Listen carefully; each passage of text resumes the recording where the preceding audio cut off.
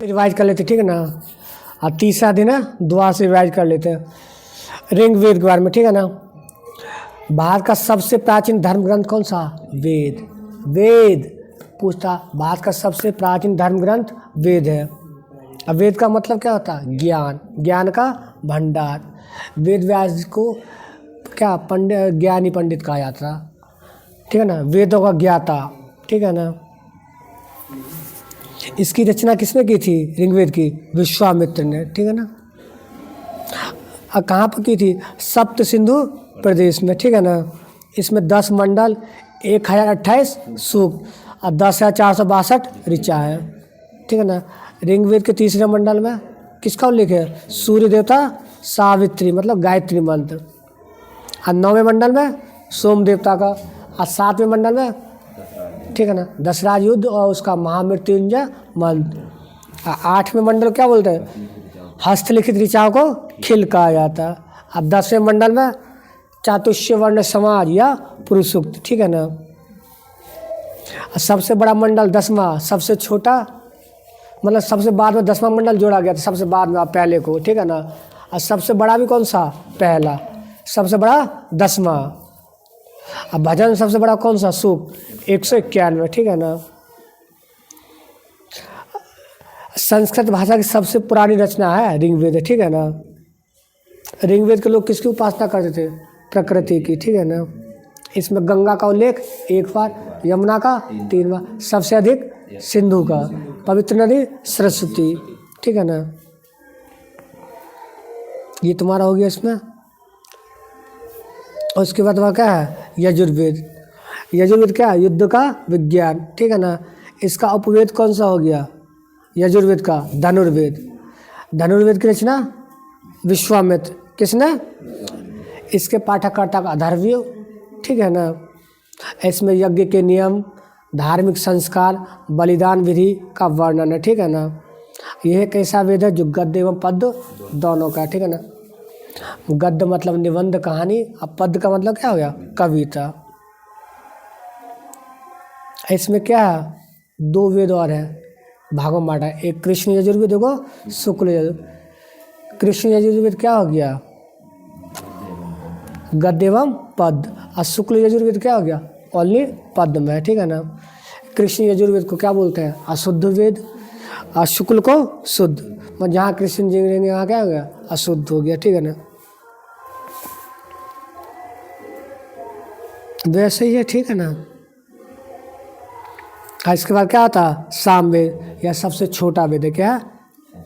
ऐसे पूछा सबसे प्राचीन दूसरा वेद कौन सा? तो कौन सा होगा? यजुर्वेद। क्या होगा? पहला ऋग्वेद। और सबसे बड़ा वेद पूछेगा तो ऋग्वेद, ठीक है ना। और सबसे छोटा पूछेगा तो सामवेद। सामवेद को संगीत का वेद। इसके पढ़ने वाले क्या बोलते हैं? उदात्री। क्या बोलते हैं? उदात्री, ठीक है ना।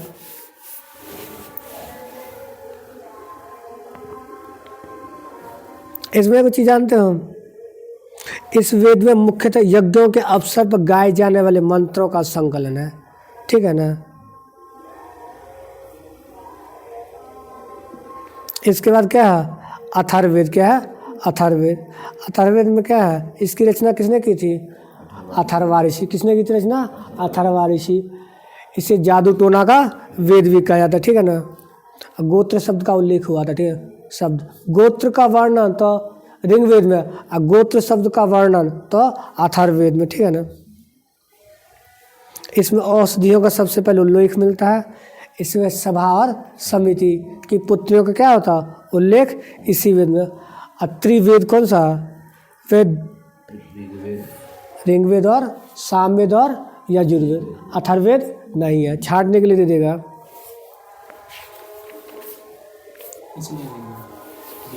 हाँ पूछता है, क्यों नहीं पूछे। इसमें जितना भी तुम्हारा अथर्ववेद की 2 शाखा है, सौनक और क्या है? पल्लव। सौनक और पल्लव। पेपला, पल्लव कह रहे पेपलाव। क्या है? पेपलाव, ठीक है ना।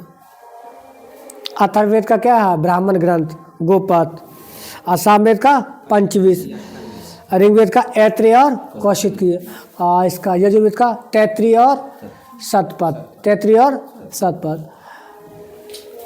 सबसे बड़ा ब्राह्मण ग्रंथ कौन सा? शतपथ। ऋग्वेद के बाद दूसरा है, लेकिन ब्राह्मण में सबसे बड़ा है, ठीक है ना।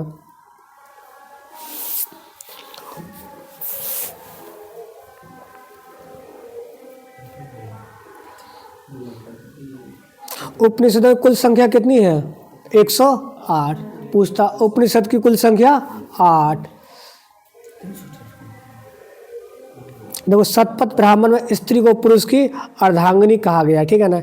कौन से ब्राह्मण ग्रंथ में? शतपथ। स्त्री को पुरुष की अर्धांगिनी। और चारों आश्रमों का उल्लेख किस उपनिषद में मिलता? तो जावलो उपनिषद। जावलो उपनिषद।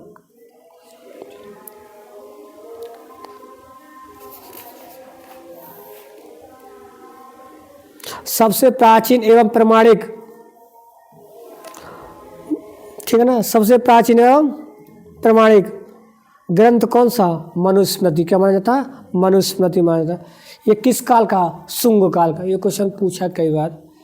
मनुस्मृति का संबंध किस काल से है? शुंग काल से। किससे? शुंग काल से। और नारद स्मृति का संबंध गुप्त काल से। किससे है? गुप्त काल से, ठीक है ना।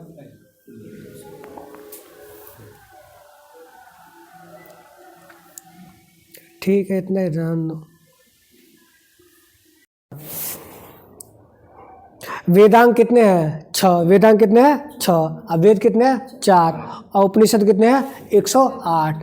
अब पुराण कितने हैं? 18। पुराण कितने हैं? 18। वेद 4, वेदांग 6, पुराण उपनिषद 108, ठीक है ना। अब देखो कौन कौन से वेदांग समझ लो। तुम्हारा कौन कौन सा वेदांग? शिक्षा। क्या? शिक्षा, कल्प, निरुक्त, व्याकरण, छंद व ज्योतिष। पूछ लियो कौन सा नहीं है। तो कौन कौन सा? शिक्षा, कल्प, निरुक्त, व्याकरण एवं क्या? छंद एवं ज्योतिष। छंद, ज्योतिष और छंद, उसके बाद निरुक्त और कल्प पर कौन क्या? शिक्षा, ठीक है ना। वैदिक साहित्य को अछूना बनाए रखने के लिए सूत्र साहित्य का क्या किया था? प्रेरणा किया गया था, ठीक है ना। देखो सूत्रों में गौतम धर्मसूत्र सबसे प्राचीन माना जाता है। सबसे प्राचीन धर्मसूत्र गौतम धर्म, ठीक है ना। देखो पुराण, देखो पुराण कितने टोटल? 18। पुराण की रचना किसने की थी? लोमहर्ष तथा उनके पुत्र उग्र श्रवा ने। लोमहर्ष तथा उनके पुत्र उग्र श्रवा। इसमें पूछता संबंध किससे है? तो विष्णु पुराण का संबंध किससे है? मौर्य वंश से। किससे? मौर्य वंश। अब मत्स्य पुराण का संबंध आंध्र सातवाहन। अब वायु पुराण का संबंध गुप्त वंश। वायु देव गुप्त होती है ना, तो वायु पुराण का गुप्त वंश। आंध्र पुराण का मतलब क्या हो गया? मतलब मत्स्य, मछली हम लोग खाते हैं ना, आंध्रा मछली, तो आंध्र सातवाहन वंश से। अब विष्णु पुराण मौर्य वंश से, ठीक है ना। और सबसे प्राचीन में प्रमाणिक पुराण कौन सा? मत्स्य पुराण। कौन सा हो गया? मत्स्य पुराण, जो विष्णु जी का पहला अवतार था, ठीक है ना। सामाजिक एवं सांस्कृतिक दृष्टि से अग्नि पुराण का काफी महत्व, ठीक है ना। पूछेगा सामाजिक की दृष्टि से सबसे महत्वपूर्ण पुराण कौन सा है? तो अग्नि पुराण, ठीक है ना।